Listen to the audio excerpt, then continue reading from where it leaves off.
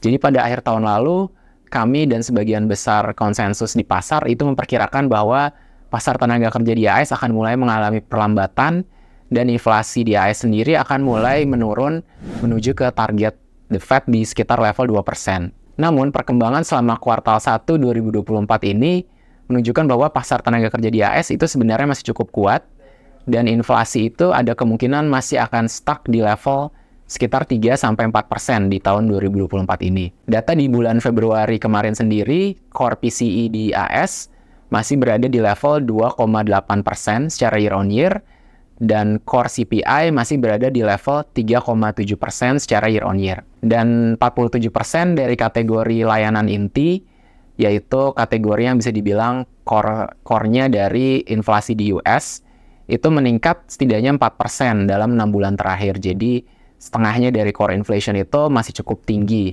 tingkatnya. Dan hal ini membuat kami sedikit merevisi outlook atau pandangan kami akan seberapa banyak The Fed bisa menurunkan suku bunga di tahun 2024 ini.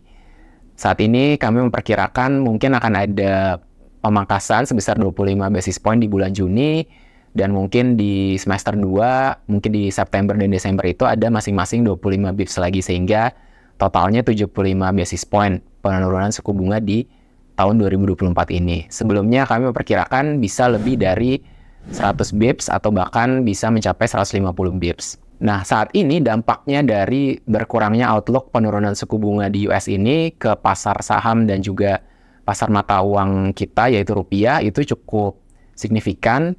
Jadi pada minggu pertama April 2024 ini, mata uang rupiah itu mengalami tekanan yang cukup tinggi. Jadi rupiah sendiri sempat mencapai 15.950, hampir 16.000 terhadap US dollar. Dan kami berpandangan bahwa pelemahan rupiah ini sebagian dipengaruhi oleh faktor berkurangnya outlook penurunan suku bunga The Fed tadi, dan juga sebagian dipengaruhi oleh faktor dari domestik, seperti adanya faktor musiman repatriasi dividen, dan yang juga cukup penting adalah masih ada uncertainty dari kebijakan domestik di pemerintah baru Indonesia nantinya, terutama yang berhubungan dengan fiskal. Apakah prudence dari fiskal kita yang sudah dilakukan oleh pemerintah sebelumnya akan dipertahankan oleh pemerintahan yang baru ini. Dan juga dalam jangka pendek, dalam beberapa bulan ke depan, sentimen dari US dollar juga akan sangat mempengaruhi. Saat ini US dollar index sendiri berada di level yang cukup kuat, di sekitar di atas 104. Dan apabila dollar index tersebut masih melanjutkan penguatan, tentunya hal ini juga masih akan melanjutkan tekanan pada rupiah. Dan menurut kami, Bank Indonesia akan memberikan support terhadap rupiah itu sendiri, baik itu secara intervensi, atau ada kemungkinan juga apabila ternyata memang tekanan dari US dollar sendiri masih cukup tinggi, ada kemungkinan Bank Indonesia bisa juga menaikkan suku bunga di tahun 2024 ini. Nah, jadi kesimpulan dari review kami atas 3 tema tadi, yaitu 3D problems di China, kemudian fiscal deficit di AS, dan juga perlambatan siklikal di AS yang ternyata tidak setinggi atau tidak sekencang yang kami perkirakan sebelumnya. Kesimpulannya adalah sejauh ini yang paling signifikan itu pengaruhnya ke outlook penurunan suku bunga Fed Funds Rate di US sendiri.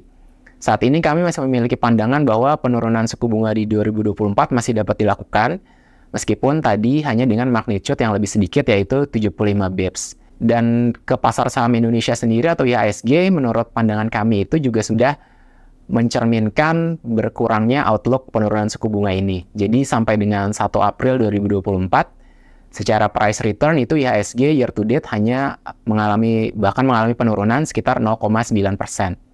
Dan saat ini price to earning ratio IHSG sendiri hanya berada di level 14 kali, atau masih di minus 1 standar deviasi dari rata-rata 5 tahunnya. Secara valuasi dibandingkan dengan peers-nya sendiri atau pasar-pasar saham di negara emerging Asia yang lain, IHSG sendiri berada di ranking pertengahan, namun ROE yang dimiliki oleh IHSG itu lebih tinggi dari rata-rata. Dan outlook dari pertumbuhan laba emiten-emiten besar di IHSG, menurut pandangan kami masih on track untuk mencapai pertumbuhan high single digit atau low teens di tahun 2024 ini, sehingga kami berpendapat bahwa volatilitas dan koreksi yang sekarang terjadi di IHSG dapat dijadikan momentum oleh investor untuk menambah alokasi secara bertahap ke equity di Indonesia. Karena kami melihat outlook pertumbuhan jangka menengah di emiten-emiten besar di Indonesia ini masih cukup baik. Terima kasih sudah menonton. Jangan lupa untuk like dan subscribe ya, agar kamu gak ketinggalan informasi menarik lainnya. Sampai jumpa!